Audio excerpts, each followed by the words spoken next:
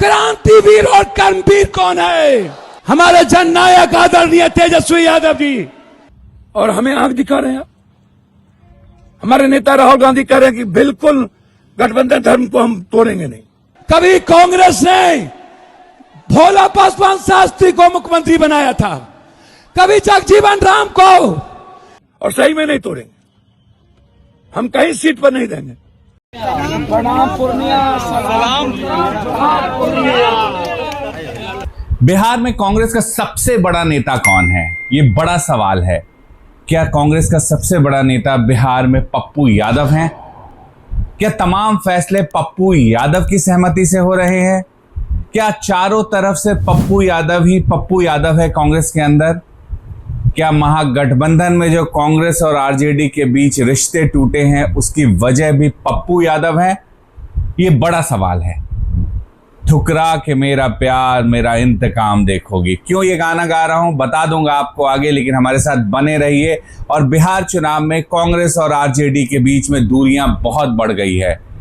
इस बढ़ी हुई दूरी के बीच में कोई शख्स अगर लगातार बयानबाजी कर रहा है कांग्रेस की तरफ से, तो वो है निर्दलीय सांसद पूर्णिया के पप्पू यादव।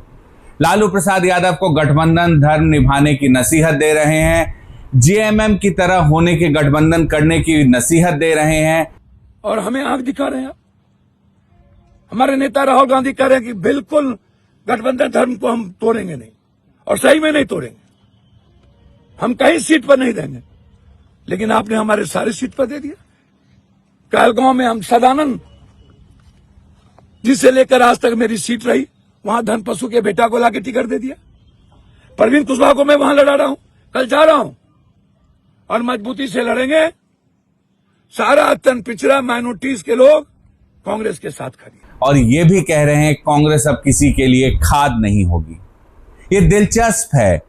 पप्पू यादव निर्दलीय सांसद हैं, लेकिन सोचिए कांग्रेस में उम्मीदवारों की लिस्ट बाद में आती है, लेकिन उम्मीदवार उससे पहले पप्पू यादव के साथ खड़े नजर आते हैं। कहलगांव के उम्मीदवार हों या पूर्णिया के उम्मीदवार हों या फारबिसगंज के उम्मीदवार हों, या फिर बहुत सारी सीटें हैं जहां पर कांग्रेस के उम्मीदवार बाद में नाम आया सामने, लेकिन पहले वो पप्पू यादव के साथ नजर आ गए। एक तो उम्मीदवार ऐसे हैं कि एक दिन पहले फफक फफक कर रो रहे थे और दूसरे दिन उनका नाम किसी लिस्ट में नहीं था, लेकिन पप्पू यादव के साथ उनकी तस्वीर आ गई। ये तय हो गया कि इनको टिकट मिलेगा। विधायकों के टिकट कटे और कुछ विधायकों का आरोप है कि इसके पीछे पप्पू यादव हैं। पप्पू यादव कांग्रेस में इतने मजबूत कैसे हो गए, और किसने उन्हें ये जिम्मेदारी दे दी कि आरजेडी के खिलाफ खुलकर बयानबाजी करो, कोई रोकने वाला नहीं है? कांग्रेस के प्रदेश अध्यक्ष हैं राजेश राम, लेकिन राजेश राम जी आपको बहुत लोगों के नामांकन सभा में नजर नहीं आ रहे होंगे। लालगंज से लेकर के पूर्णिया तक की सीट पर नामांकन में कोई एक नेता लगातार नजर आ रहा है तो वो है पप्पू यादव। हेलीकॉप्टर से जा रहे हैं और लगातार कांग्रेस के तमाम नेताओं के बीच में सबसे आगे पंक्ति में नजर आ रहे हैं। आखिर ऐसा क्या हुआ कि पप्पू यादव इतना आगे निकल गए और कई नेता बहुत पीछे छूट गए? और ऐसा क्या है कि पप्पू यादव आरजेडी पर हमला करने में जरा भी हिचकते नहीं हैं? इस कहानी को समझाने के लिए 1991 में आपको लेके नहीं चलूंगा, बहुत पीछे हो जाएगा। 2014 से ही बात कर लेते हैं। 2014 का लोकसभा चुनाव था। मधेपुरा से आरजेडी ने पप्पू यादव को उम्मीदवार बनाया था। मेरी बात ध्यान से सुनिएगा, दिलचस्प कहानी है। राजनीति, सियासत और वर्चस्व सब कुछ इसमें आपको नजर आएगा। परिवारवाद भी दिखेगा और दिखेगा किस तरह ऊंचाई तक पहुंचने की तड़प नेताओं के अंदर होती है, और जब वो नहीं होता है तो कैसे सब कुछ बिखर जाता है। 2014 के लोकसभा चुनाव में आरजेडी ने पप्पू यादव पर भरोसा करके मधेपुरा से उन्हें उम्मीदवार बनाया। मधेपुरा की सीट को पप्पू यादव जीतने में कामयाब रहे, लेकिन उसके बाद वो ज्यादा दिन तक आरजेडी के साथ रह नहीं सके। क्या हुआ था ऐसा? दरअसल पप्पू यादव लालू प्रसाद यादव की विरासत पर दावा करने लगे थे, और ये बात लालू प्रसाद यादव को पसंद नहीं आई, और धीरे धीरे पप्पू यादव और लालू प्रसाद यादव के बीच दूरियां बढ़ती चली गई। आरजेडी सांसद होने के बावजूद पप्पू यादव कभी लालू प्रसाद यादव से मिलने नहीं गए और लालू प्रसाद यादव ने कभी पप्पू यादव के बारे में बात नहीं की। दूरियां बढ़ती चली गई। लालू यादव को आप अभिभावक भी मानते रहे हैं, पहले भी आपने कहा कि वो बड़े हैं, आपने कभी उनके खिलाफ बयान नहीं दिया। विपक्ष के नेता मैंने बनाई, हाँ, लेकिन आपने कभी मुख्यमंत्री मैंने बनाया। हाँ, लेकिन आपके साथ जो एक पॉलिटिकल उसमें कहें बहुत कुछ ऐसा हुआ, बावजूद आपने कभी लालू प्रसाद यादव के खिलाफ कुछ भी अपशब्द या कोई ऐसा बयान नहीं मुझे दिया। बोलना भी नहीं। बहुत सारे कष्ट लालू यादव जी ने हमको दिया है ना? बहुत प्रॉब्लम में दिया, वो मैं बता नहीं सकता हूँ। लालू यादव जी कभी मेरा साथ नहीं दिया। लालू यादव जी पूर्णिया में हमेशा विरोध किए, सब दिन किए। अब तो आखिर में भी जब लालू यादव जी को जरूरत हुआ तब हम लालू जी के साथ बेटे की तरह खड़े रहे। अब अभी इतना विरोध मेरा किया गया कि आप सोच नहीं सकते। 2019 के लोकसभा चुनाव में दोनों के बीच कोई बातचीत नहीं हुई। 2020 के विधानसभा चुनाव में भी कोई बातचीत नहीं हुई। पप्पू यादव अपनी पार्टी के साथ जनता के बीच जा रहे थे। ये उम्मीद थी कि उन्हें जीत मिलेगी, लेकिन कहीं भी जीतने में वो कामयाब नहीं हो सके। और इस बीच आ गया 2024 का लोकसभा चुनाव। 2024 के लोकसभा चुनाव में पप्पू यादव लालू प्रसाद यादव के घर पहुंचते हैं। लालू प्रसाद यादव से मिलते हैं, तेजस्वी यादव से मिलते हैं, अपील करते हैं कि पूर्णिया सीट जो है उनके लिए छोड़ दी जाए, उन्हें लड़ने दिया जाए वहां से। लेकिन सहमति बनती नहीं दिखती है। पप्पू यादव पूर्णिया लौटते हैं। पप्पू यादव आंखों में आंसू भर लेते हैं और कहते हैं कि मुझे पूर्णिया से लड़ने दिया जाए। वो इससे पहले कांग्रेस में शामिल हो चुके थे, कांग्रेस के नेता थे, और वो बार बार कह रहे थे कि पूर्णिया की सीट कांग्रेस के लिए आरजेडी छोड़ दे, लेकिन ऐसा नहीं हुआ। आरजेडी ने बीमा देवी को पूर्णिया चुनाव में मैदान में उतार दिया। इस चुनाव में आप सोचिए, पप्पू यादव और आरजेडी के बीच यानी लालू प्रसाद यादव के बीच, परिवार के बीच में इतनी दूरियां बढ़ी हुई थी कि तेजस्वी यादव सहित तमाम बड़े नेता बीमा देवी के प्रचार के लिए पहुंचे। खबर ये तक आई कि ये कहा गया कि किसी को वोट दे देना, पप्पू यादव को वोट मत देना। और पप्पू यादव ने कई बार खुद भी ये कहा है कि उनके खिलाफ ये बयानबाजी तेजस्वी यादव ने की थी। अब भले वो पलट जाएं या कहें कि कहाँ ये मैंने कहा, लेकिन ये सच है, ये हुआ था। और उसके बाद में पप्पू यादव को निर्दलीय लड़ना पड़ा, वहां से कांग्रेस का टिकट नहीं मिला। महागठबंधन में उस वक्त आरजेडी बेहद मजबूत स्थिति में थी और आरजेडी के आगे कांग्रेस कुछ नहीं कर पाई। वो चाह कर भी पप्पू यादव को टिकट नहीं दिला पाए। लेकिन पप्पू यादव पुराने राजनीति के जानकार हैं। पप्पू यादव को सियासत बेहतर समझ में आता है। वो निर्दलीय तो लड़े, लेकिन कांग्रेस के खिलाफ उन्होंने कुछ भी नहीं कहा। चुनाव जब पूर्णिया का खत्म हुआ तो कांग्रेस के प्रचार के लिए दूसरे शहरों में चले गए। वो रायबरेली चले गए राहुल गांधी के प्रचार के लिए।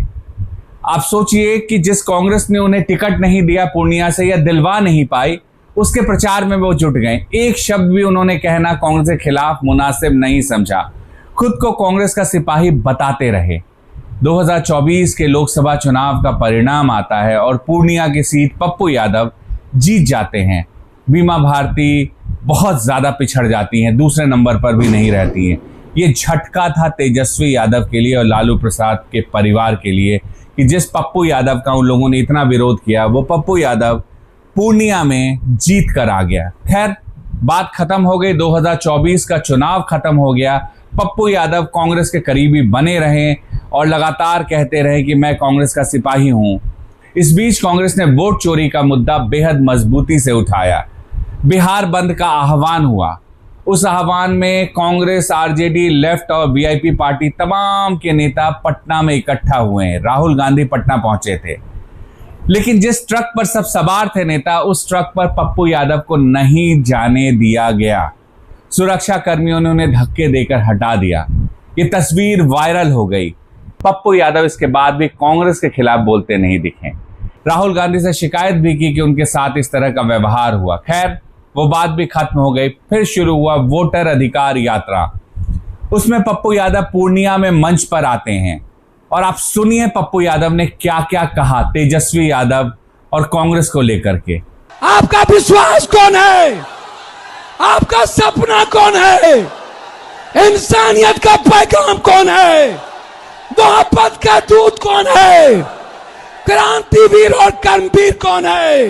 हमारे जननायक आदरणीय तेजस्वी यादव जी, मैं अपने भाई जो लगातार आपसे संघर्ष करते रहे, बिहार की एक उम्मीद तेजस्वी जी, कभी कांग्रेस ने भोला पासवान शास्त्री को मुख्यमंत्री बनाया था, कभी जगजीवन राम को, मीरा कुमार को देश के ऊंचाई पर पहुंचाया, और इस बार राजेश राम को उन्होंने अध्यक्ष बनाया। शकील अहमद जी, माननीय विधायक, मैं अब कुछ नहीं कहूंगा। तो आपने सुना कि वो कितनी ज्यादा बड़ाई करते नजर आ रहे हैं तेजस्वी यादव और कांग्रेस की। उसके बाद एक तस्वीर आई जिसमें तेजस्वी यादव के साथ पप्पू यादव बात करते हुए नजर आ रहे हैं। वो भी तस्वीर पूर्णिया की बताई जा रही है। लेकिन उसके बाद वोटर अधिकार यात्रा खत्म होती है और पटना के गांधी मैदान में एक रैली होती है। उस रैली में मंच पर पप्पू यादव को जगह नहीं मिली। कहां थे पप्पू यादव? जहां पे साउंड सिस्टम रखा था वहां एक कुर्सी पर सर झुकाए पप्पू यादव बैठे रहे। ये फिर झटका था पप्पू यादव को। लेकिन फिर भी पप्पू यादव ने कांग्रेस के खिलाफ कुछ नहीं कहा। लेकिन इसके बाद कांग्रेस में पप्पू यादव का दखल बढ़ने लगा। शायद ये तस्वीरें कांग्रेस आला कमान तक पहुंची हो और उन्हें लगा हो कि जो नेता उनके साथ लगातार जुड़ा हुआ है, जिसे उन्होंने टिकट भी नहीं दिया, बावजूद उनके साथ है, उसकी इस तरह अनदेखी ठीक नहीं है। और उसके बाद दिल्ली में बैठक होती है कांग्रेस के बड़े नेताओं के चुनाव के ऊपर में, बिहार चुनाव पर। उस बैठक में पप्पू यादव पहुंचते हैं। उसके बाद पटना में कांग्रेस के एक्सटेंडेड कार्य समिति की बैठक होती है। एयरपोर्ट पर राजेश राम जो प्रदेश अध्यक्ष हैं, शकील अहमद, और उनके साथ में जो नेता नजर आते हैं सबसे ज्यादा प्रोमिनेंटली, वो नेता पप्पू यादव रहते हैं। वो राहुल गांधी से मिलते हैं, प्रियंका गांधी से मिलते हैं, मल्लिकार्जुन खड़गे से मिलते हैं और तमाम नेताओं से। इसके बाद प्रियंका गांधी का एक कार्यक्रम होता है। उस कार्यक्रम के प्रचार में ही पप्पू यादव जुड़ जाते हैं। ऐसा स्पष्ट होने लगता है कि पप्पू यादव को गांधी परिवार ज्यादा तरजीह दे रहा है कांग्रेस में। भले हो सकता है कांग्रेस के कई नेता इसको देख करके बहुत ज्यादा कंफर्टेबल फील नहीं कर रहे हों। खैर, बात आगे बढ़ती है और फिर आता है चुनाव का मौसम। टिकट बंटवारे पर कांग्रेस और आरजेडी के बीच दूरियां बढ़ती नजर आती है। कृष्णा अल्लावरू, जिन्हें प्रदेश का प्रभारी बनाया गया, उनके और तेजस्वी यादव के बीच बातचीत बंद हो जाती है और पप्पू यादव और तेजस्वी यादव के बीच कोई बातचीत रहती नहीं है। लेकिन अचानक से उम्मीदवारों के लिस्ट से पहले कई उम्मीदवार पप्पू यादव के साथ नजर आते हैं। पप्पू यादव उन्हें बधाई देते नजर आते हैं और पप्पू यादव आरजेडी पर निशाना साधते नजर आते हैं। पप्पू यादव गठबंधन धर्म याद दिलाते नजर आते हैं। कांग्रेस की तरफ से बयानबाजी नहीं हो रही है, कांग्रेस का कोई बड़ा नेता नहीं बोल रहा है, लेकिन ऐसा लग रहा है कि कांग्रेस ने यह अधिकार पप्पू यादव को दे दिया और वो लगातार बोल रहे हैं। बेशक आरजेडी आज बयान नहीं दे रहा हो, लेकिन आरजेडी के अंदर यह जरूर चल रहा होगा कि बिहार में कांग्रेस ने वो जगह पप्पू यादव को दे दी है जो जगह राजेश राम या शकील अहमद को होनी चाहिए थी चुनाव के वक्त में। और पप्पू यादव रुकने वाले नहीं हैं। लगातार कई ऐसी सीटें हैं जहां पर पप्पू यादव के हिसाब से उम्मीदवार उतारे जा रहे हैं। पप्पू यादव पर जिन्हें टिकट नहीं मिला है वो आरोप भी लगा रहे हैं। ये होता है राजनीति में, जिन्हें टिकट नहीं मिलता है जिस पार्टी का, वो पार्टी के नेताओं पर ही टिकट बेचने और बाकी चीजों का आरोप लगाते हैं। लेकिन यहाँ एक दिलचस्प बात यह है कि पप्पू यादव कांग्रेस के नेता हैं ही नहीं अभी, क्योंकि पहले थे, बाद में निर्दलीय सांसद बने थे। और अगर वो कांग्रेस में शामिल हो गए हैं तो टेक्निकली उन्हें कांग्रेस सांसद के रूप में अपने आप को लोकसभा अध्यक्ष के पास देना चाहिए कि मुझे कांग्रेस सांसद माना जाए। ऐसा कुछ हुआ नहीं है अभी तक। लेकिन पप्पू यादव बयानबाजी कर रहे हैं। पप्पू यादव लगातार लालू प्रसाद यादव को गठबंधन धर्म याद दिला रहे हैं, कह रहे हैं ये 90 का बिहार नहीं है। पप्पू यादव हमलावर हैं और ये कह रहे हैं कि कांग्रेस जो है बेहद मजबूती से चुनाव लड़ रही है। अब इस रणनीति को पप्पू यादव कितना कामयाब कर पाएंगे इसे देखना होगा। लेकिन अगर कांग्रेस हारती है तो इतना ध्यान रखिएगा कि सबसे ज्यादा निशाना अगर किसी नेता पर बिहार में आरजेडी और बाकी महागठबंधन के साथियों और कांग्रेस के अंदर से आएगी तो वो नेता होंगे पप्पू यादव। और अगर कांग्रेस बेहतर प्रदर्शन कर देती है बिहार में तो इतना याद रखिएगा कि पप्पू यादव का कद बिहार में कांग्रेस में बहुत ज्यादा बढ़ जाएगा। मेयर गौतम ऑफिशियल है फिलहाल इतना ही। आपको ये वीडियो कैसा लगा हमें जरूर बताइएगा। राजनीति की तमाम इनसाइड स्टोरीज को लेकर के हम आपके साथ लगातार जुड़ते रहेंगे। फिलहाल इतना ही, नमस्कार।